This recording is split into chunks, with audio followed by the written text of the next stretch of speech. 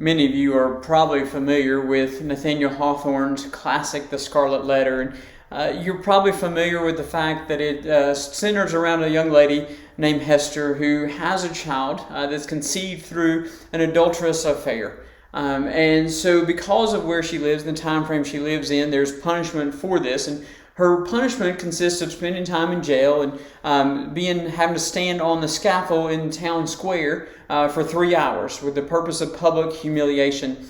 And then she's also having to wear this scarlet A on her chest for the rest of her life. That she must bear this title of adulteress for the rest of her life. And so she's going to be labeled that way. In fact, she's not just going to be labeled that way, she's going to be treated that way. And she's going to be shunned.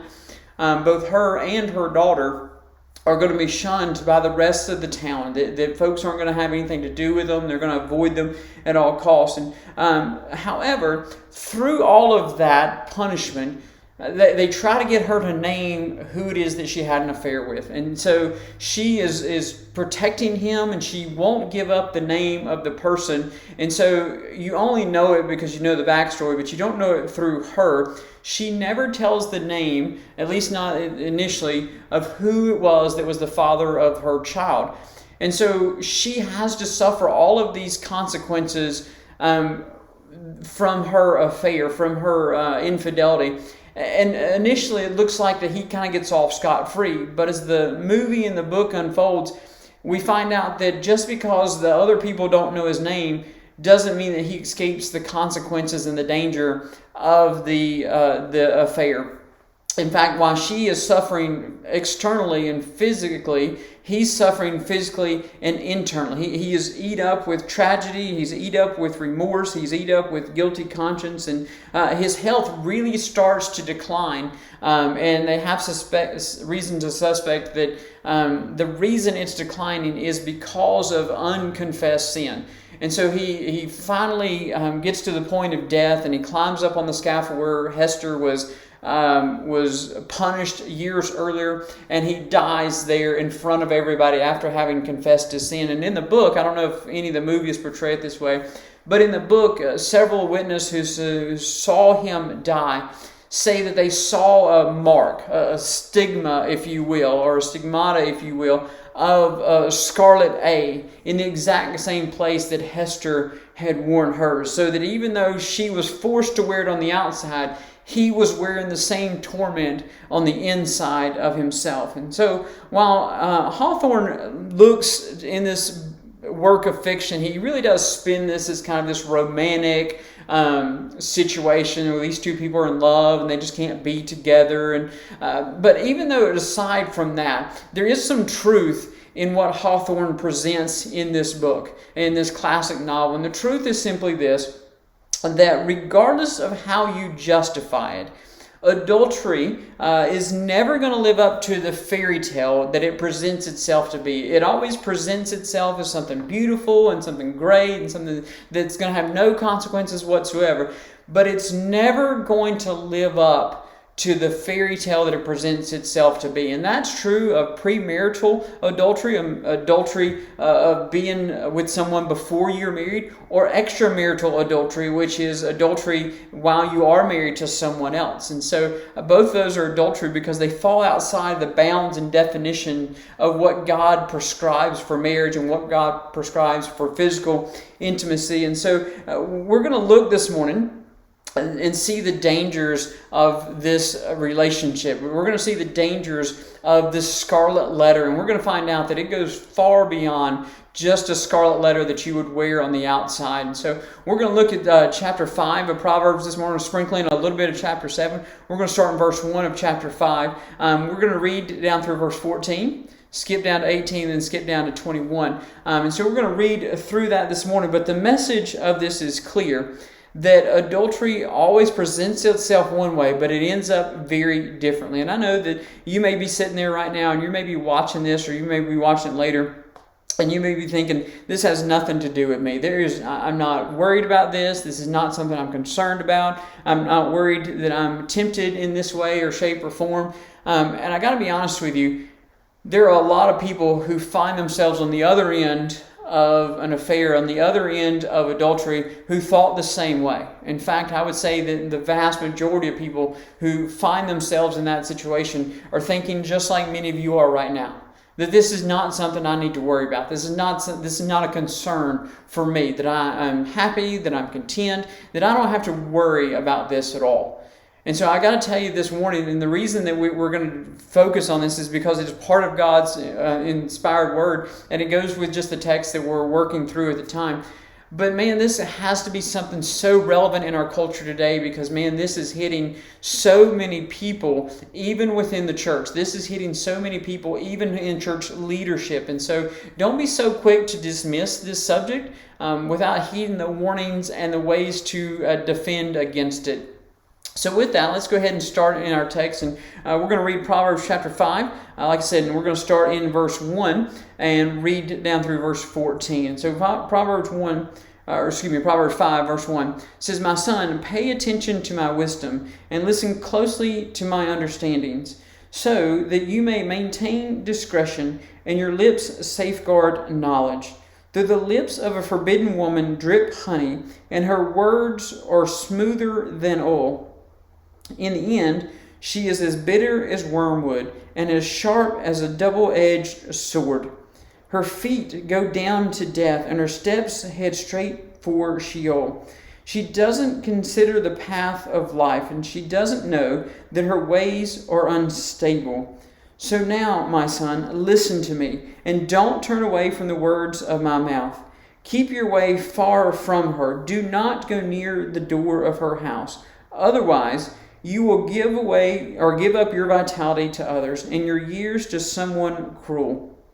Strangers will drain your resources, and your earnings will end up in a foreigner's house. At the end of your life, you will lament when your physical body has been consumed, and you will say, 'How I hated discipline, and how my heart despised correction.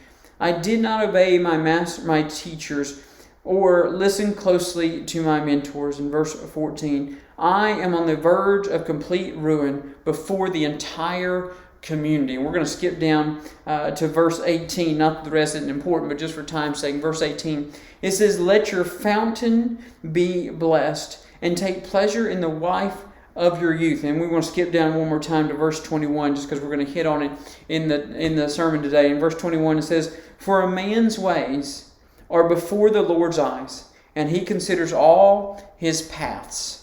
Let's go ahead and pray together. Father, we thank you so much for today.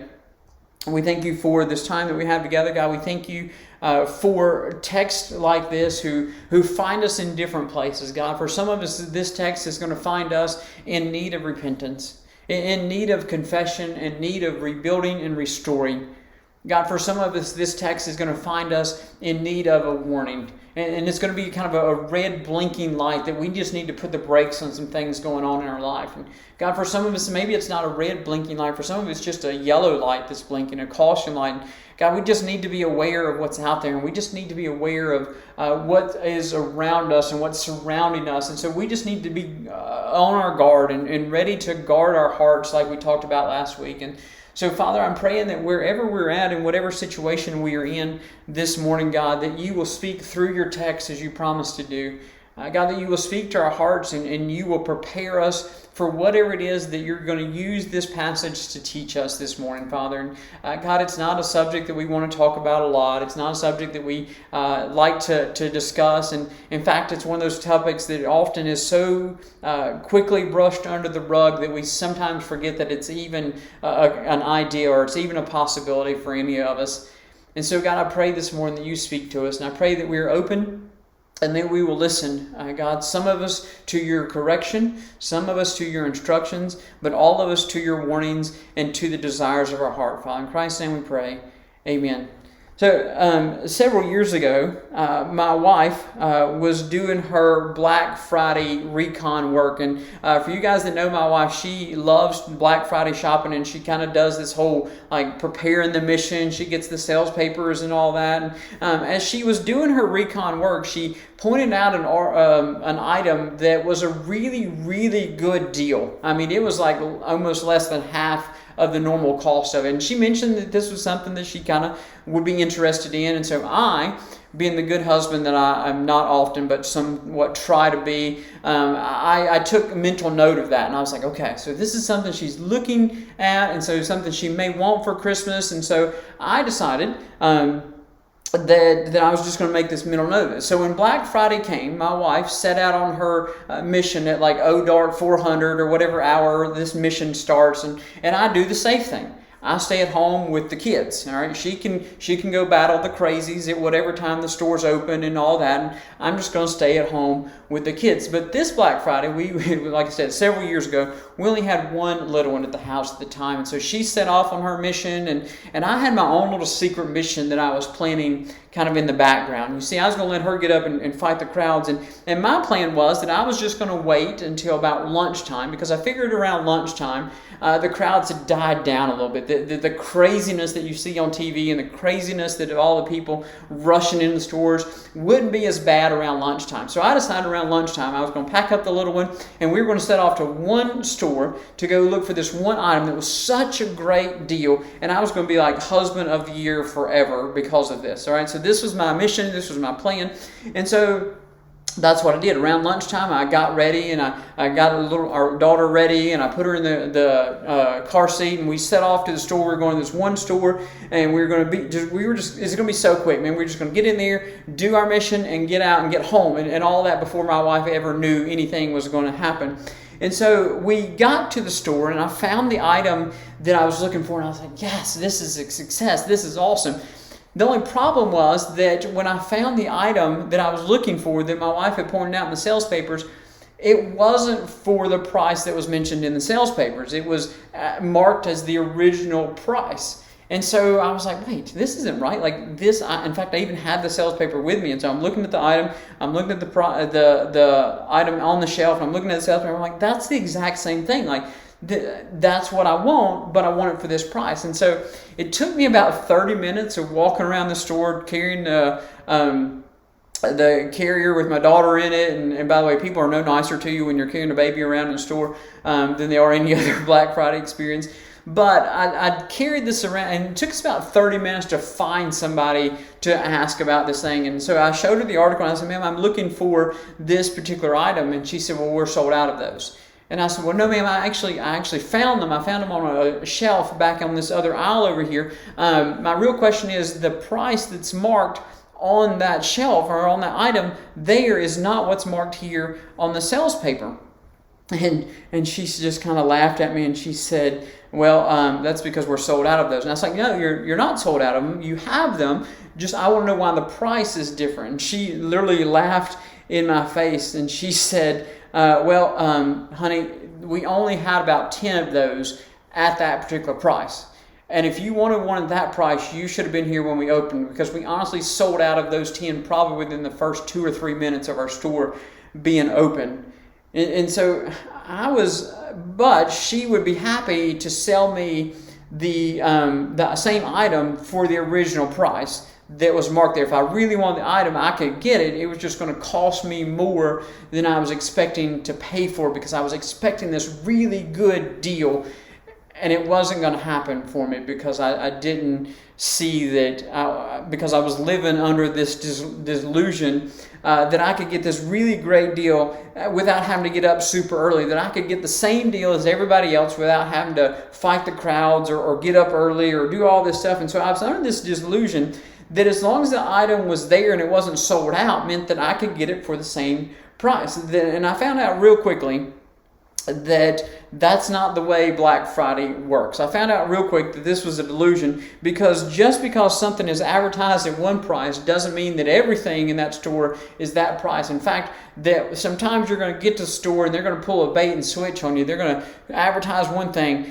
but they're going to offer you something totally different in the background. So the delusion I had with Black Friday is the same delusion that so many people have when it comes to adultery. That so often adultery, whether it's premarital or extramarital, both of them fall outside the bounds of what God has put. That so often people have this delusion that it offers something cheap, that it offers something simple, but then it switches to something that costs way more than expected. It switches and it ends up costing us in ways that we didn't even see coming. I tell you, I walked away from that store not buying anything because I was so upset kind of at the false advertisement of what had happened. But that delusion is what so many people feel or see or perceive as a reality when it comes to adultery. And this is the warning that Solomon gives to his son in the first part of chapter 5, to beware of the delusion of adultery, that you're going to think that it's one thing, you're going to think it's offering something, but man, it is completely different on the backside. So since Solomon is writing to his son throughout most of this book, he's going to address in verse 3 the forbidden woman. And so I wanted to kind of give us this word of caution as we look at this text, that this is not an exclusive understanding of the text. It doesn't have to be a text that just applies to a son and a forbidden woman. It could very easily apply to a woman or a daughter and a forbidden man, right? So somebody who you're not married to. So it could be the same. It could be the same idea, but it gives this warning that he's got to watch out for this forbidden woman. So in verse 3, Solomon says this. He says in verse 3, though the lips of the forbidden woman drip honey, and her words are smoother than oil. This is the advertisement of the forbidden woman. This is someone who clearly is not his wife. She's forbidden for some reason. One, because she's not his wife, and there may be other reasons. We'll get to that in just a minute. But she's offering something sweet. She's offering something that's pleasant. She's offering something that's desirable and something that's alluring. She's promising pleasure, and she's promising fulfillment of your desire. She's promising something that will satisfy the cravings of this young man. But I want you to notice the bait that she's using is not just physical. It's not just her looks, because Solomon warns her not just about her lips. You see in that verse, the lips of the forbidden woman drip honey. He warns his son about something else. And her words are smoother than oil. You see, what he's warning her is, listen, it's not just a look. It's not just a physical thing. This is not just the physical bait she's offering. She's willing to use other types of bait. She's willing to use other things that will lure you in. She's willing to use words of encouragement, words of entitlement, words of emotion. She's going to use your emotions and maybe even your pride, or she's going to appeal to your sense of entitlement, your sense of this is something I deserve. She's going to appeal to all these different things. And so don't be deceived in thinking that it's just a physical look that you have to be concerned about, that the only bait that she's going to use is her physical body. She's going to use that and her words. She's going to use other types of bait to entice you. And so the bait that she used, man, it is so appetizing that men will literally become delusional in their thinking, all right? Whatever type of bait it is that attracts them in, whether it is the physical or whether it's the word, whatever it is, it's so enticing that men become this delusional thing. They stop thinking rationally. And I know some of you are joking right now. You're like, well, men don't think rationally anyway. That's not true. At least not of all men, okay? Some of us do think rationally, but they stop kind of thinking long term. They stop thinking rationally, and then they just blindly follow the bait. Wherever the bait goes, they're going to go after it. And wherever the bait is, whatever that entices them, they're just blindly going to follow this right into the trap that they don't even see coming. They know there's a trap there. They're just so blinded by the bait, they're going to follow right into it. In fact, Solomon writes about this in Proverbs chapter 7, verse 21 and 22. He says that she seduces them, or she being the forbidden woman, seduces him with her persistent pleading, and she lures him with flattering talk. Now watch this in verse 22. He follows her impulsively, like an ox going to the slaughter, like a deer bound towards a trap. You ever thought about ox going to a slaughter, or deer that know traps they have? A rational ox would not follow another ox into a slaughterhouse. A rational deer would not see a trap and not try to avoid it, but it's just impulsive, man. The bait is just there. And they just are lured into it. I want you to think, for you guys that are hunters for just a minute, you put out these big, huge salt blocks for a deer. A rational deer is going to come up to that thing and be like, wait, this is odd. Like, there's just this big block of salt in the middle of the woods. This doesn't make sense. This is dangerous. But they don't do that. They're delusional, and they don't think rationally. What they do is they just sit there and start licking it. And then they come back the next day and they start licking it more. And eventually the hunter shows up and he takes care of the deer who doesn't think, hey, this is weird. This is odd. And so this delusion is there because the advertisement is so enticing. The advertisement is that this is not a problem. The advertisement is that listen, this is just a moment of passion that nobody's going to get hurt in. This is this moment of passion that it's really just harmless fun.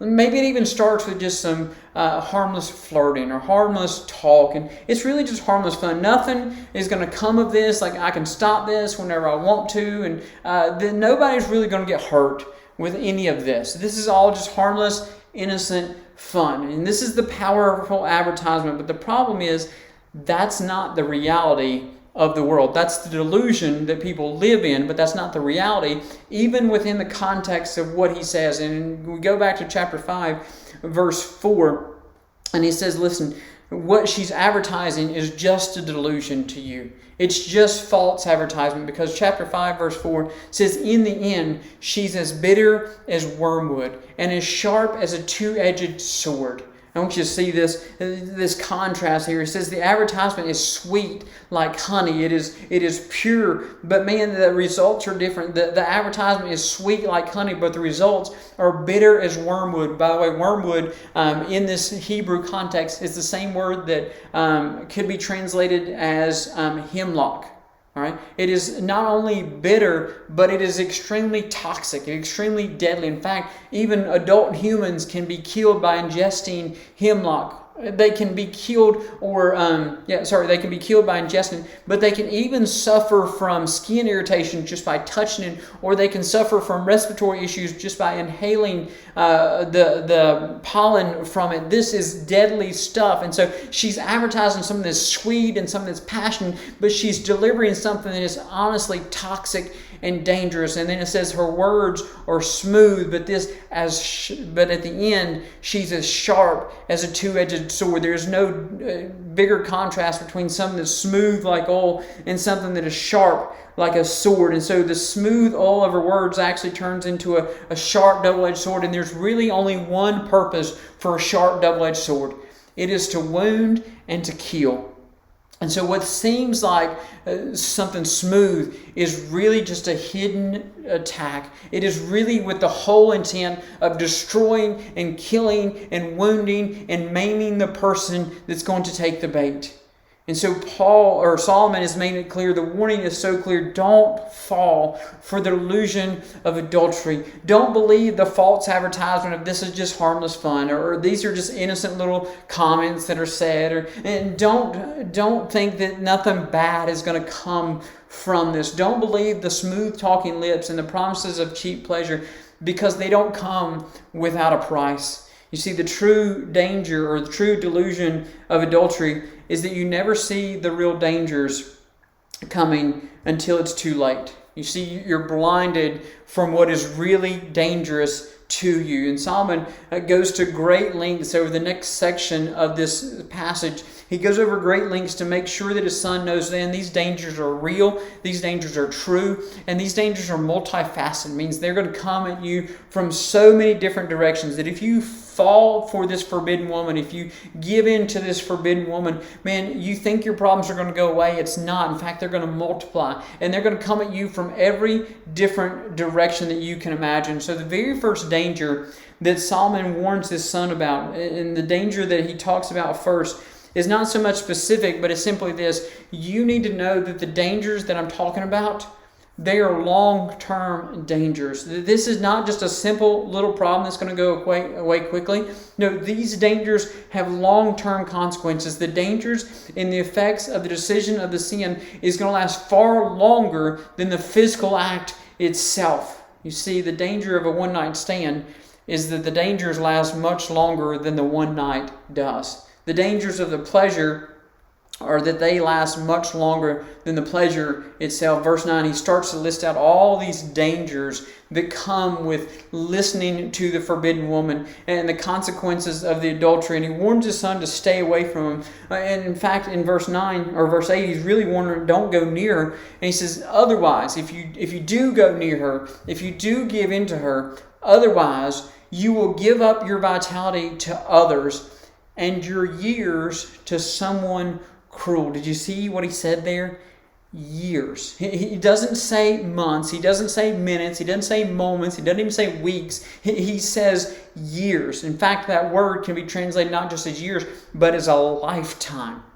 You see, honestly, we live in this culture that is so blinded by the here and now, blinded by the what's in front of me, that we don't think about long-term consequences of our action. That we're so blinded by the right here, right now, that we don't think about what this decision is going to mean for us a year from now, or 2 years from now, or 5 years, or even 10 years down the road. This decision that I'm making right now is going to have an effect years down the road. And so if you venture into these sexual sins, there's going to be consequences that are going to linger years and years into your life. In fact, some of them are going to linger for the rest of your life. And so you really have to ask yourself this question: are the few moments of pleasure, are the few moments worth the long-term consequences that can result from the choices you make?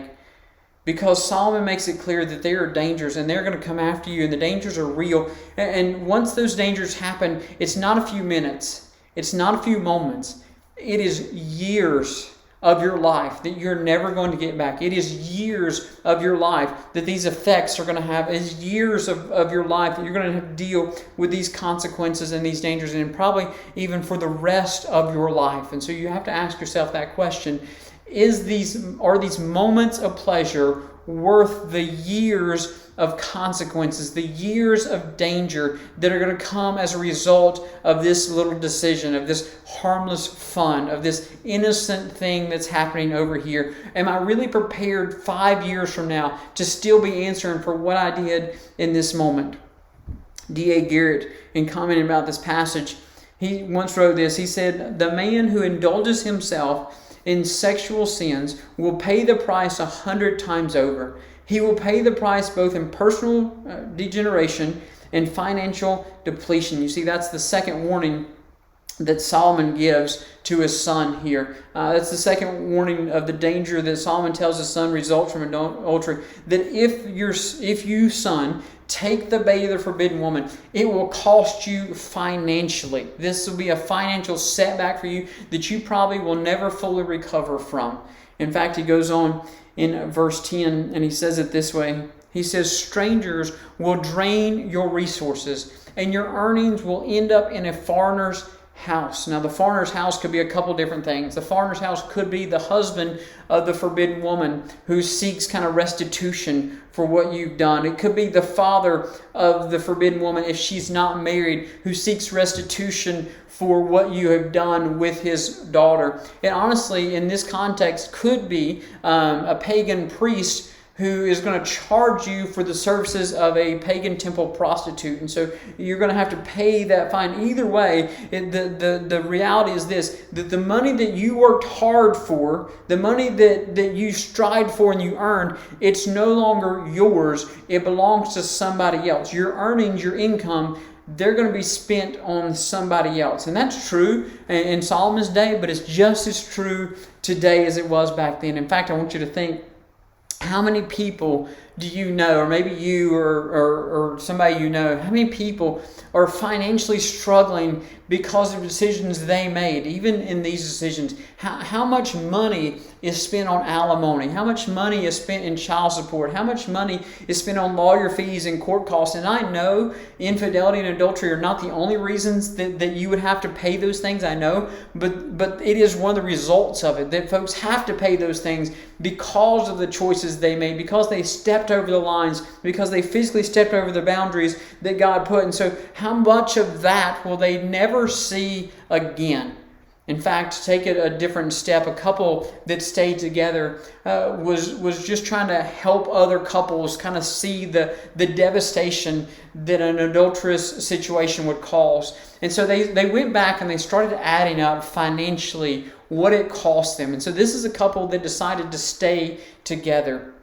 And so they ended up totaling over $15,000 is what was spent. And that $15,000 covered things like marriage counseling. It covered time away from work. And it covered the amount of money. It didn't even cover the amount of money that he spent in the 6-month affair, that he spent on doing all the things for somebody else that he could have spent on his family. So $15,000 in the recovery effort to save their marriage from the effects of this adulterous relationship. And the wife wrote this, and I want to share this with you because she is, again, writing this just so that she can make other folks aware of the choices that they're making. And she writes this. She said, "All the extra money that we had once earmarked to provide something extra for our boys, to improve our home, or to take future vacations, it was all gone because of my husband's actions.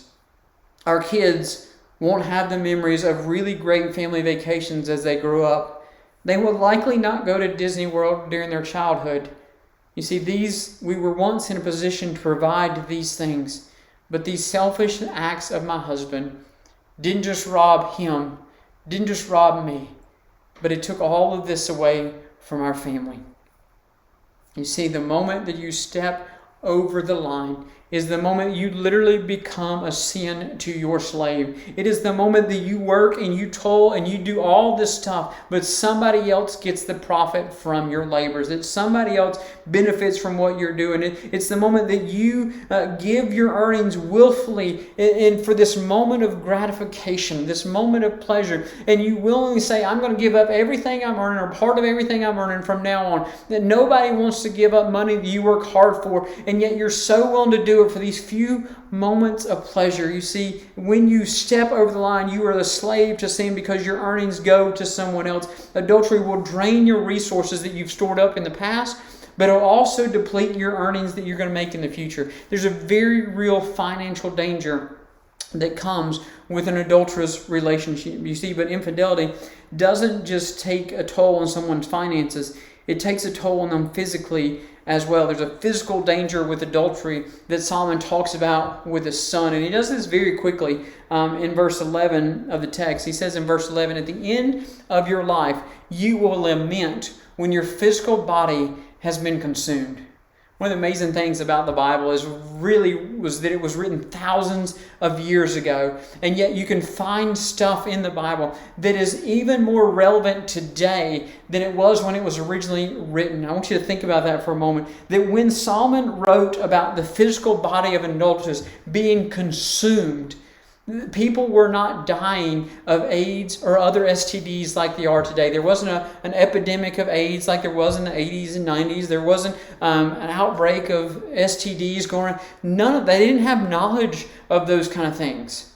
But he's writing the fact that your body will be consumed, that there's this physical danger really in kind of context of exhaustion, that once you cross over the line, you'll be consumed. Your flesh and your body will be consumed. It will be depleted and devoured, either by infections eating you away from the inside and diseases from the inside, or just by the sheer exhaustion of externally trying to keep up with all the lies and trying to keep up with the double life.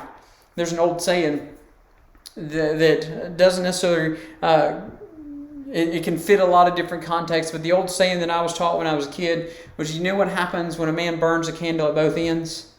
It burns out twice as fast. You see, Solomon makes it clear that if you engage in this adulterous relationship, then you are entering into a suicide mission, because you are intentionally engaging your life and endangering your life and your physical health. And any other time, we would call that crazy. Any other time, we would call that reckless behavior, where you intentionally endanger your life. And get this, for what? You're not doing it for an honorable cause. You're not doing it for something noble. You're doing it for something, this temporary thrill that's going to be gone, and it's going to cost you way more financially and way more physically than you ever thought it was. So you may enter into this suicide mission, but it's not for a noble cause. It's not for honor or for valor. It's for your own selfishness. And it's going to hurt you in the long run, financially and physically, which brings us to our final danger, and is this: that there is a very real mental danger of adultery, a very real mental danger that happens. And I'm going to be honest with you, this is probably the biggest danger that affects those who fall into premarital adultery. You see, one of the hardest things, or one of the things that make the teenage years so hard, is that the body is physically prepared for sex, but the mind and the emotions and the mental status is not ready for intimacy. Those are two different things. There's the physical act and the intimacy that comes with it. And so physically, our body is ready for that when we're teenagers, but mentally and emotionally, we are not ready for the effects that come with that. And so this makes it very difficult for folks in those teenage years. And so we're going to talk about these two dangers, because Solomon really presents us with two different mental dangers. The first one that he shows us is in verse 6. Right? In verse 6, he talks about that the woman, the forbidden woman, she doesn't consider the path of life, and she doesn't know that her ways are unstable. You see, sex outside of marriage is never going to bring clarity to the situation. It's only going to bring more and more questions. It's only going to cause more instability in the relationship. There are so many young people who think that if they can get to this physical level in a relationship, that it's going to clarify things for them, that they're going to have answers to the question. But I can tell you, that's the delusion. It never works that way.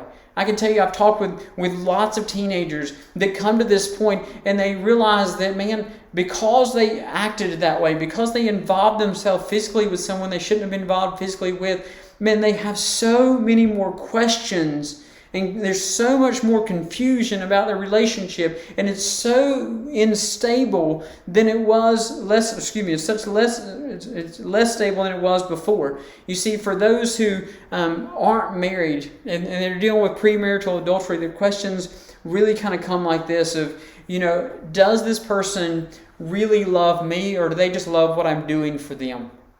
Does this person really love me for me, or do they love what I'm doing with them and for them? In fact, the question evolves into kind of this: if I stopped it, if I put an end to it, or if I said this is the line and I'm not going to cross it, would the person still love me and be with me?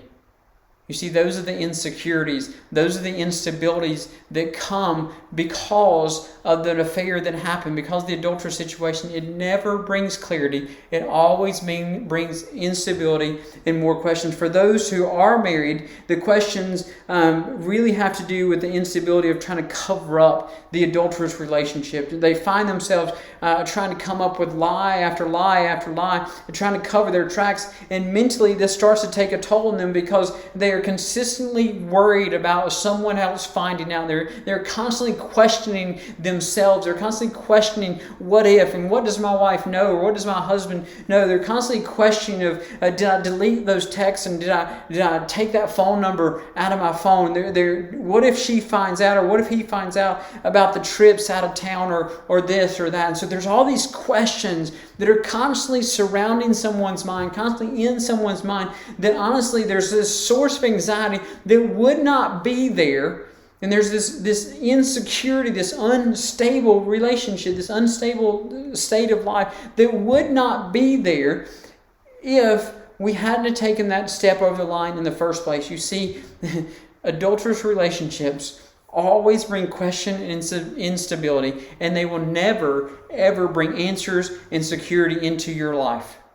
That's the danger. That's the first mental danger that Solomon addresses. There's a second mental danger that Solomon addresses here. And he warns against the regret and the remorse that comes after the fact.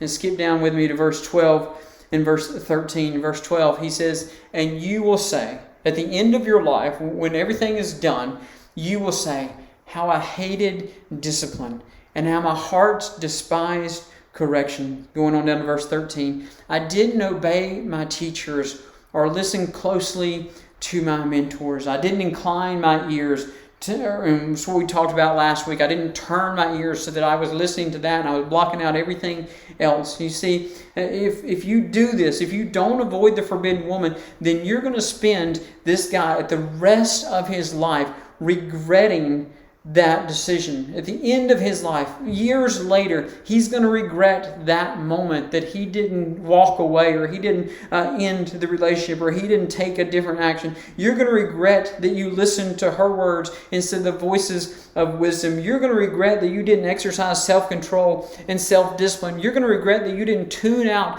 everything else and listen to the voices of your teachers and your mentors and the words of wisdom. You're going to carry this regret with you for the rest of your life. And for the rest of your life, you're going to look back at this moment, this defining moment in your life, and you're going to wish with every fiber of your being that you never took that step. You're going to regret that you didn't put a stop to it. You're going to regret that you didn't that you let it get started in the first place. You're going to look back over your entire life. And all of us look back over our life from time to time, and all of us have these moments where we're like, if I could just change one thing, this is what it would be. If I could just take back, if I just have a do-over, this would be it. And for you folks that are toying with this idea, for this son who is being tempted in this adulterous affair, if you follow through with it, this will be that moment. For the rest of your life, you will think back to this moment, this defining moment, and say, if I had it to do over again, this would be the one thing above everything else that I would change. This would be the one thing that I would want to do differently with my life, because this is the moment that I can pinpoint all the headaches and all the heartaches starting. This is the moment that caused the financial hardships that robbed you of your earnings and robbed your family of pleasures that they could have been involved in. This is the moment that caused your children and your spouse to look at you very differently than they did before. This is the moment that caused everyone to question and mistrust every word you said and every action you took. This is the moment that really ripped your family apart. This is the moment that caused your health problems and your health to deteriorate. This is the moment that felt so right in the moment, but felt so wrong afterwards. And you're going to live the rest of your life with this regret and this remorse. And it's going to follow you not just for a day, not 2 days, but even at the end of your life. You're going to look back and you're going to say, I wish I would have done it differently. And so we come back to this question. After a few moments of pleasure, are they really worth all the danger? Are they worth the financial hardships that are going to cost you and your family literally thousands of dollars? Are they worth the suicide mission of endangering your physical health? Or are they worth the mental instability and the regret and the remorse that you're going to have to walk in and walk through for the rest of your life? Are the dangers of adultery, they far outweigh a scarlet letter that you're going to wear on the outside of your chest? You see, the dangers of an adulterous relationship really go far beyond it. They are mental, they are physical, they are financial, and man, they are long-lasting, even to the end of your life. But see, there's good news about this passage, and part of the reason we go through this passage is not just to tell you the dangers of it and warn you of that, but Solomon really gives us some defenses against adultery, and he's going to give us 4 ways to defend against adultery. And we're going to go through these really quick, I promise you, not near as in depth as we went into the 4 dangers. But these 4 ways to defend yourself and your marriage against adultery. And I'm going to run through them quickly. He says the first way is to maintain discretion. You find it all the way back at the very beginning of the chapter. He starts off this chapter with a common phrase of, son, listen, pay attention. What I'm getting ready to tell you is super important. Pay attention. And he starts so many passages like that. And then in verse 2 he says, so that you may maintain discretion and your lips safeguard knowledge. In other words, guard what comes out of your mouth. One of the best defenses against adultery is to pay attention to the words that come out of your mouth. And you're like, well, Michael, what does that have to do with defending against adultery? Simply this, because very few adulterous relationships start with a physical action. In fact, they almost always start with words rather than action. They almost always start with an intimate exchange of words rather than an intimate exchange of action. There's almost always words that precede what happens afterwards. And it almost always starts with words of affection either being given or received somewhere other than at your home. And so when Solomon says, if you want to safeguard yourself in your marriage against adultery, then watch what comes out of your mouth. In fact, take it a step further. Use discretion. Don't just watch the words that come out of your mouth, but use discretion and perceive and guard against the perception of what is coming out of your mouth. Make sure that you are clear in what you're saying, and if you need to, make sure you're extra clear in what you're saying, and make sure that there's no way to take any other meaning into what you're saying. Guard what comes out of your mouth. Be discreet about what comes out of your mouth. Don't discuss private things with people you shouldn't be discussing private things with. Don't talk about things that should be talked about with your spouse with someone other than your spouse. You see, that's the danger. That's the safeguard that he's telling you. If you're going to safeguard your marriage, then be discreet in what your lips say. Be discreet in the perception of the words that come out of your mouth. Don't leave it up to some additional opportunity or additional saying. The second defense against adultery is to maintain distance. Either created manage distance. Either created or maintain a physical distance between yourself and really any source or perceived source, possible source of infidelity. I want you to see what he tells his son in verse 8. In verse 8 he says, keep your way far from her. Don't go near the door of her house.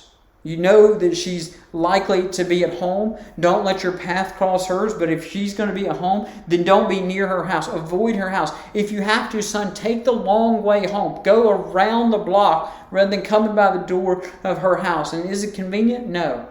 It's never going to be convenient to safeguard yourself. It's never going to be convenient to add protections in your life. But this is the way of protecting yourself, not just from temptation, but also protecting your reputation as well. You see, you can be walking perfectly innocently down a road by this lady's house who has a reputation of not being perfect nor innocent. You can be walking down the road by her house, and at just the right moment, somebody sees you walking by the door, and then just the right moment, she steps out. And from their perception, from their point of view, it looks like you either just came out of the house and she came to tell you goodbye, or it looks like that you were in the house or you were close to the house.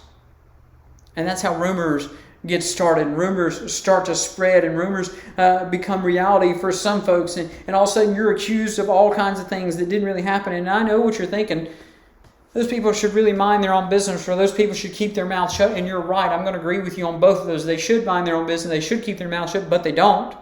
Let's be honest, they don't so often. And so you find yourselves having to guard yourself against all these things that someone else perceived and someone else said that it may not be true. So listen, this is much a protection for your temptation as much as it is your reputation. You need to manage some distance between us and anything that could possibly be a temptation or perceived as a temptation in the first place. You see, this is what prompted Billy Graham to create what we call the Billy Graham rule.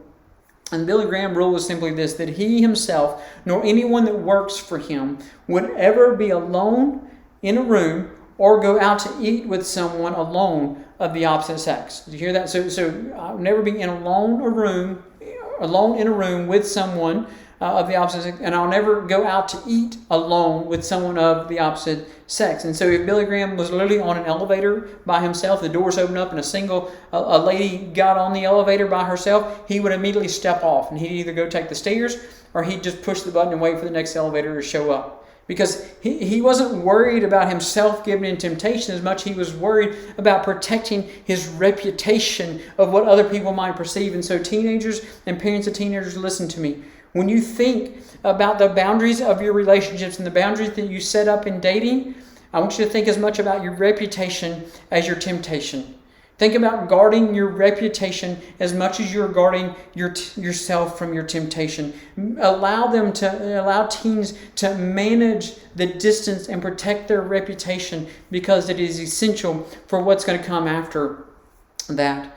You see, the third defense against adultery is a beautiful one. It is marriage delight. To find joy and satisfaction within the boundaries that God has placed around the gift of sex. And after speaking in metaphors about the exclusivity of sex just within marriage, and it should only be within marriage and not anywhere else, you shouldn't be going anywhere else, looking for it anywhere else, he says this in verse 18. He says, let me put it up there. Here we go. Let your fountain be blessed, and take pleasure in the wife of your youth. Understand that the wife of the husband, or the husband is your wife, or your husband is a blessing from God to you. This is where physical intimacy is allowed. And if you will enjoy it within the limitations and enjoy within the context of that relationship, then it is a beautiful thing. This is the channel by which God gave us to enjoy and experience physical intimacy. Warren Wiersbe says this, and I love this quote. He says that sex within marriage is a beautiful river that brings life and refreshment. But sex outside of marriage is a sewer that defiles anything it touches. You see, there's a level of satisfaction and contentment and intimacy that's enjoyed within the confines of marriage that cannot happen anywhere else. And Solomon points this out so that if you pursue this woman, then you're going to miss out on things at home. That you really need to kind of point your radar in one direction, that you need to take pleasure in the wife of your youth, the one that God gave you from the beginning, and you won't be looking for pleasure somewhere else, because you're going to get it in a place that is supposed to be there.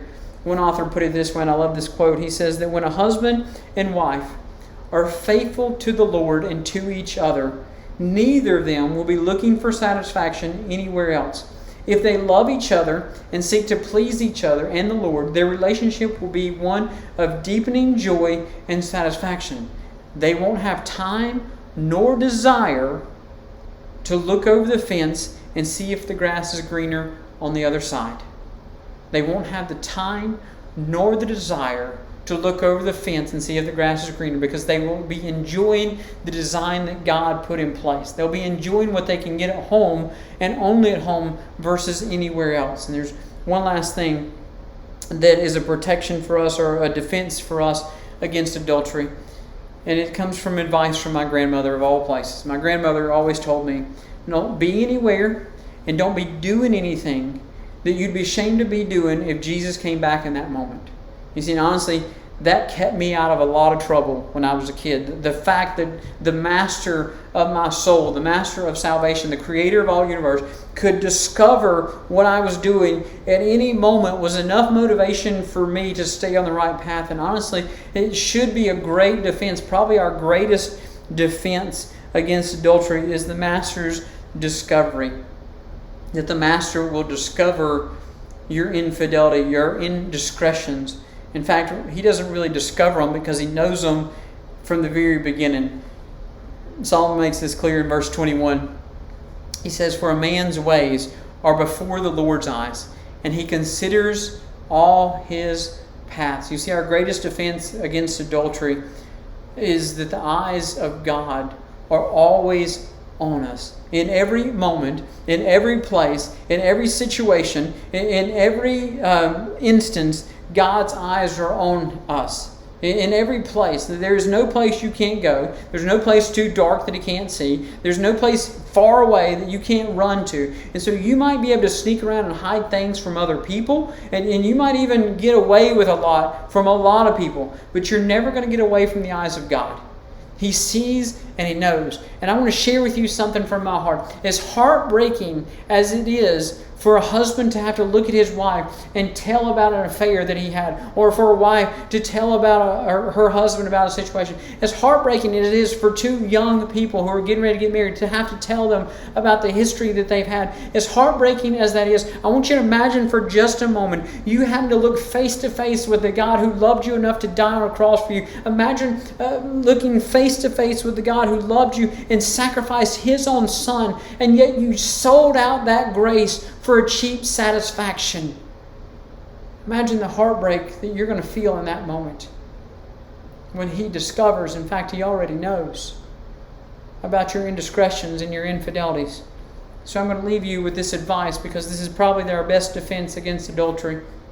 Is the advice of my grandmother. Don't be anywhere or doing anything that you'd be ashamed to do if Jesus was right by your side. Because He is. He sees all and He knows all. Let's pray together.